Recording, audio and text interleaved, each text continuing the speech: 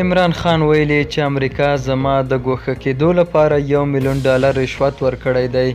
په سلامونو مو هرکلی کوم، زموږ یوټیوب چینل ته پخیر راغلی. که غواړئ په بشپړه توګه معلومات ترلاسه کړئ نو ویډیو راسره تر پایه وګورئ.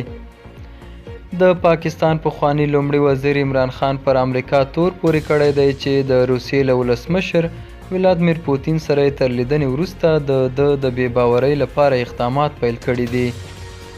فرانسې خبري اژانس ته نوموړي له قوله ویلي چې امریکا یې د ګوند غړو ته $1 میلیون په دې ورکړي چې څو د ده پر وړاندې په پارلمان کې رایه وکړي.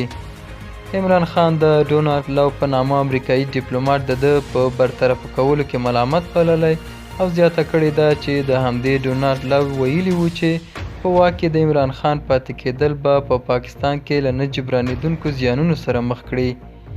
د یادونې وړ ده چې د پاکستان پوځ بیا د عمران خان تورونه ردوي او وایي چې عمران خان د خپلو ناکامو اقتصادي پالیسیو له امله له واکه ګوښه شوی دی. دا و زموږ نننۍ چمتو شوې ویډیو.